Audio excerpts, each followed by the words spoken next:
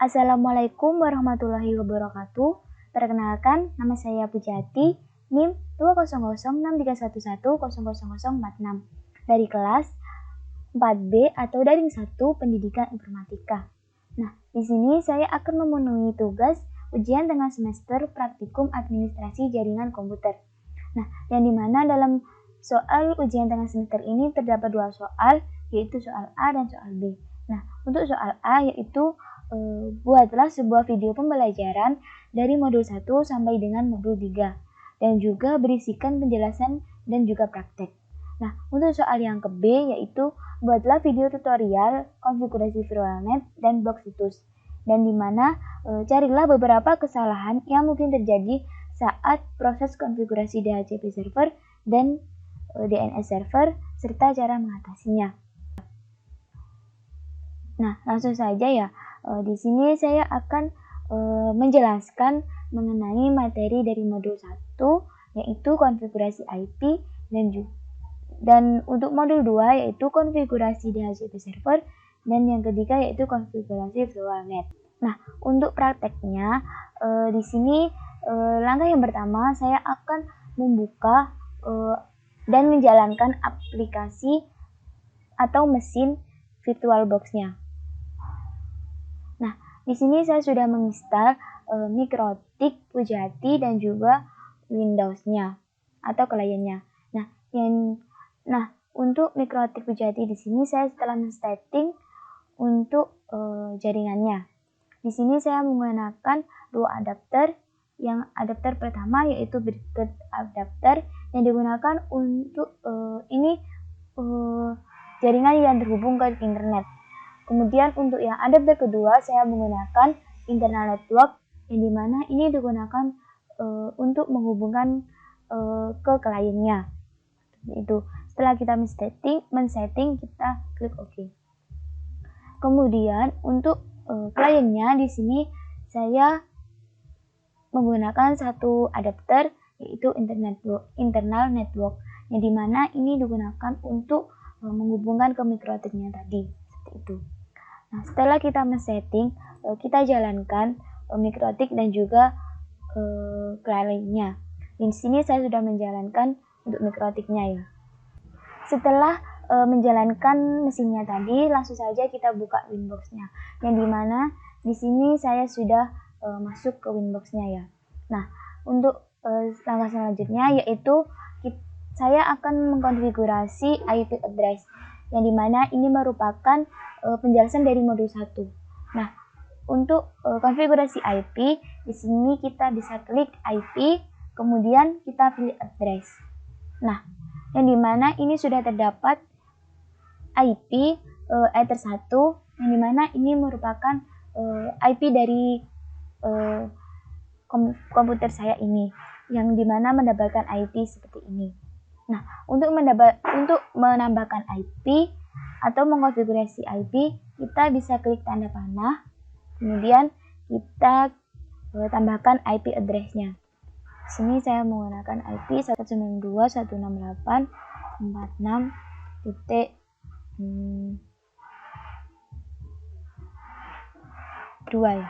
Kemudian /24. Nah, untuk networknya 192.168.46.0. Nah, di sini saya akan untuk interface-nya di sini saya menggunakan Ether 2 karena saya akan konfigurasi IP address Ether 2 ya. Itu kemudian kita OK. Nah, ini merupakan IP dari Ether 2 yang dimana ini tadi merupakan konfigurasi IP yang saya gunakan yaitu interface 2 atau Ethernet 2 ya. Nah, seperti ini untuk konfigurasi IP dari modul 1. Nah, setelah konfigurasi IP dari modul 1, selanjutnya saya akan menjelaskan konfigurasi DHCP server dan juga DNS server dari modul 2. Yang dimana kita klik IP, kemudian kita klik DHCP server. Nah, akan tertampil seperti ini. Nah, di sini langsung saja kita pilih DHCP stub. Nah, di sini untuk DHCP servernya saya menggunakan Ether 2. Soalnya saya akan konfigurasi dari Ether 2. Kemudian kita klik next. Nah, untuk dari CP address space ini akan otomatis terisi ya. Soalnya kita sudah menambahkan tadi di IP saat konfigurasi IP-nya tadi. Kemudian kita klik next. Nah, untuk gateway DHCP network-nya juga akan terisi otomatis karena sudah terisikan tadi. Nah, di sini address to give out ini merupakan berapa saja IP yang didapatkan di kliennya nanti. Nah, di sini saya akan menambahkan dari 3 sampai berapa ya? Dari 3 sampai ke 30 seperti ini. Jadi nanti di kliennya akan mendapatkan IP sampai 30 seperti ini. Kemudian kita next. Nah, di DNS server di sini kita isikan otomatis. Kita juga bisa menambahkannya untuk ke Google-nya ya, ke internetnya. Kita tambahkan 888 dan juga seperti ini. Ini juga bisa di default saja, nggak usah diisi gitu. Nah, untuk last time ini untuk waktunya ya. Kemudian next. Nah, ini kalau sudah tampil seperti ini, berarti untuk konfigurasi DHCP server sudah bisa ya, sudah terkonfigurasi. Nah, selanjutnya kita akan mengeceknya ya. Kita lihat di kliennya apakah sudah mendapatkan IP atau belum. Ini kita klik di sini Open Network and Sharing Center. Kita lihat apakah sudah mendapatkan IP atau belum. Kita lihat dulu ya ke detail. Nah, jadi di kliennya di sini sudah mendapatkan IP-nya ya. Jadi banyak IP-nya tadi kan 192.168.46.30 tuh. Dan untuk IP address-nya tadi kan awalnya 46.2 gitu. Jadi di kliennya sudah mendapatkan IP.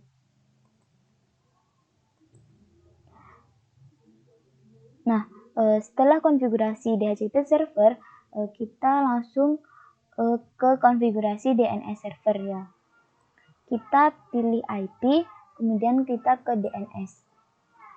Nah, di DNS ini kita isikan IP-nya kita tadi, yaitu 192.168.46.2. Di sini kita bisa menambahkan ini ya, 8.8.8.8 seperti ini.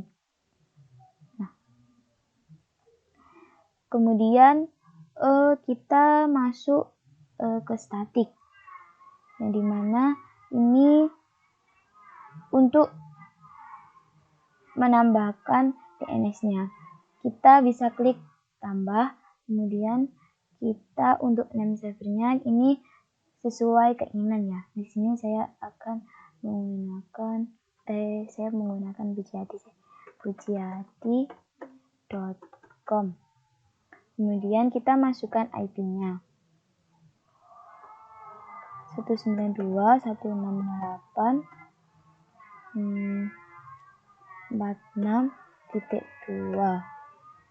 Nah, kemudian kita apply, kita OK. Nah, jadi nanti akan tampil seperti ini ya. Kemudian jangan lupa kita allow remote request ini. Kemudian kita OK. Nah, untuk mengecek DNS apakah sudah berhasil ditambahkan, kita bisa ke new terminal untuk mengeceknya ya. Kita ping DNS yang sudah dibuat tadi. Ping 1, kita ke IP-nya dulu 168.46.2. Nah, ini sudah berhasil ya. Kemudian kita ke ping pujiati.com. Nah, ini juga sudah berhasil ya. Setelah kita mengejarnya di new terminal, langsung kita masuk ke IP ke DHCP server. Kemudian kita ke network. Nah, ini tadi merupakan IP yang kita tambahkan tadi ya. Kemudian untuk DNS server yang ditambahkan tadi, kita bisa klik ini ya. Kemudian kita untuk DNS servernya kita ganti IP-nya kita 46.2 seperti ini. Nah, kemudian kita oke. Nah, kemudian kita cek lagi untuk di kliennya apakah sama apa belum. Kita ke sini. Kita ke router. Kita refresh terlebih dahulu ya.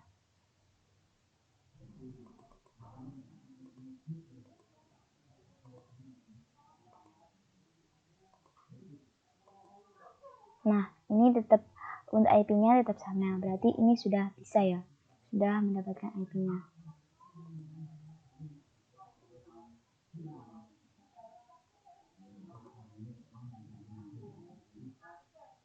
Nah, selanjutnya kita bisa melakukan testing di CMD ya.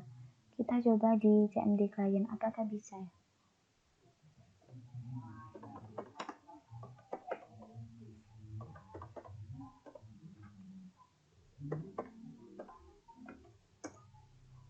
Nah, kalau sudah tampil seperti ini, berarti untuk konfigurasi DNS servernya sudah berhasil ya. Jadi di CMD-nya juga sudah mendapatkan IP-nya. Itu. Nah, itu tadi merupakan konfigurasi DHCP server dan juga DNS server, yang dimana itu merupakan penjelasan dari modul 2 ya. Nah, selanjutnya yaitu konfigurasi virtualnet, yang dimana ini merupakan penjelasan dari modul 3. Langsung saja kita ke IP, kemudian kita ke virtual. Nah, di sini sudah beberapa ada tab. Di sini kita pilih net untuk konfigurasi netnya. Kemudian kita klik tambah.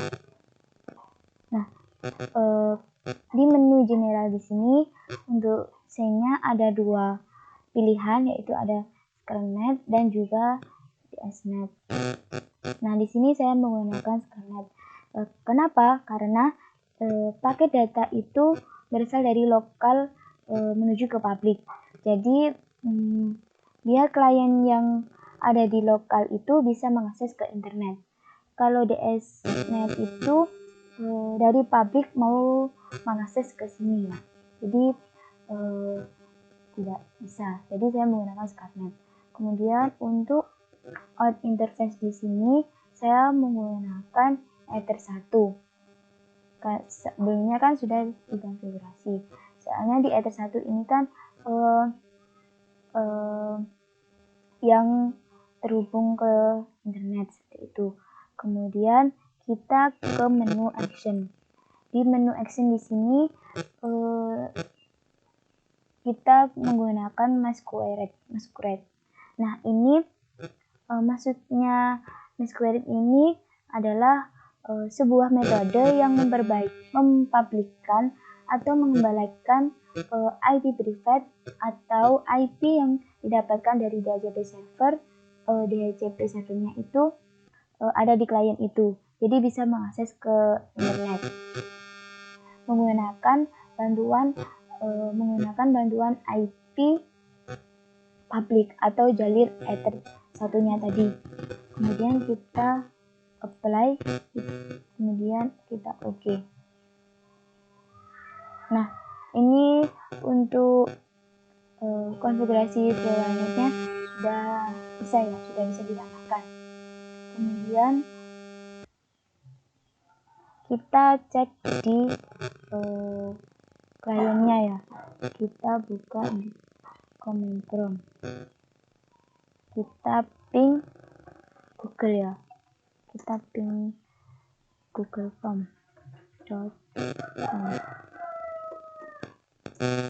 Nah, jadi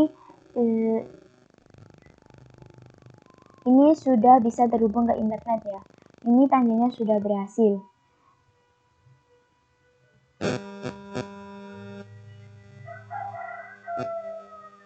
Kita coba ping 88.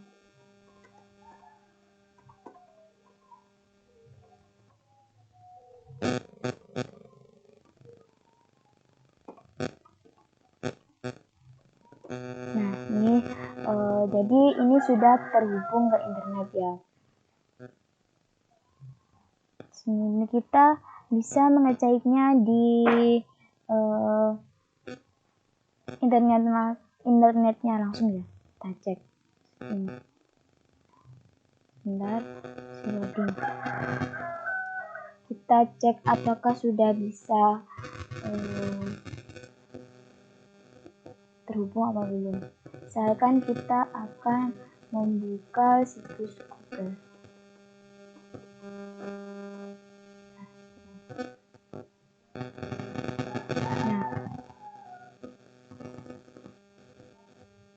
Nah, jadi ini tampilan di internetnya. Jadi ini sudah terhubung ya, sudah bisa mengakses ke internet. Jadi untuk konfigurasi virtual netnya ini sudah bisa, soalnya tadi sudah bisa terhubung ke internet. Selanjutnya untuk blokir sebuah situs atau website, kita bisa buka untuk Winbox-nya ya. Kita pilih ke IP, kemudian ke firewall. Nah, di sini kita harus menambahkan sebuah regular expression di layer 7 protokol. Kita tambahkan, semisal di sini saya beri nama Telegram ya. Soalnya saya akan memblokir situs Telegram.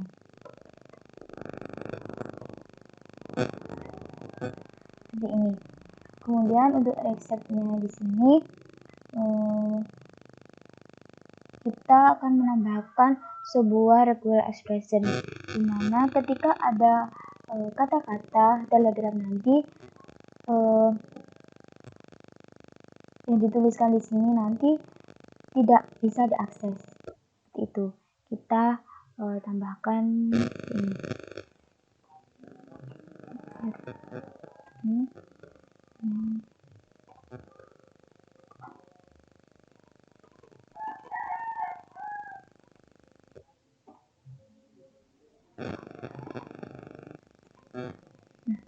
Kita tambahkan regular expression seperti ini. Kemudian kita oke. Nah, jadi untuk regular expression di sini sudah bisa ditambahkan, sudah otomatis ditambahkan untuk sebuah regular expression-nya. Kemudian kita masuk ke tab filter tools. Nah, di sini saya akan menambahkan regular expression tadi. Kita klik tambah. Nah, di menu general di sini untuk scene-nya tetap menggunakan forward. Untuk SLC address-nya di sini merupakan network yang digunakan, yaitu 192.168.0/24. Nah, seperti ini. Nah, untuk protokolnya di sini non TCP ya. Kemudian di menu advance di sini di layar 7 protokol kita tambahkan yang sudah dibuat tadi, yaitu Telegram. Ini akan otomatis muncul Telegram. Kemudian di menu action di sini kita pilih di sini kan saya akan blokir kata-kata yang mengandung Telegram tadi yang sudah diberikan di regular expression tadi. Jadi di sini saya pilih drop untuk memblokirnya tadi. Kemudian kita klik OK. Nah, di sini sudah muncul actionnya, yang dimana ini nanti untuk memblokir situs webnya. Kemudian kita buka kita cek di Windows client-nya apakah browsernya bisa untuk website Telegramnya bisa diakses apa belum, apa tidak, berhasil apa tidak itu ya.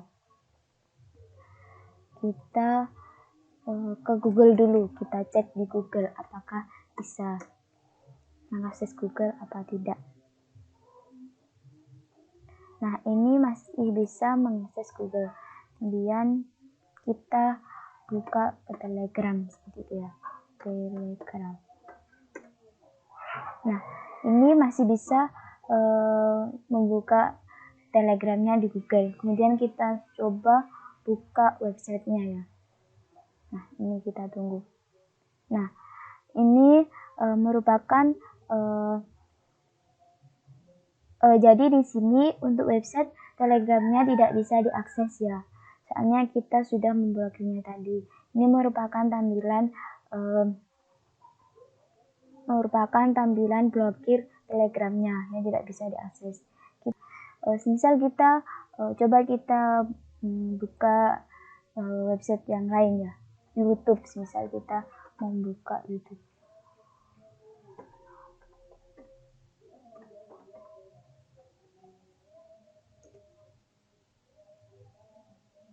Nah, ini kita bisa mengakses YouTube-nya, tetapi kita tidak bisa mengakses Telegramnya. Jadi untuk memblokir situs Telegram tadi sudah berhasil ya. Jadi, nah itu tadi merupakan penjelasan mengenai modul 1 sampai modul 3 yang dapat saya sampaikan. Saya mohon maaf jika ada kesalahan. Saya akhiri. Wassalamualaikum warahmatullahi wabarakatuh.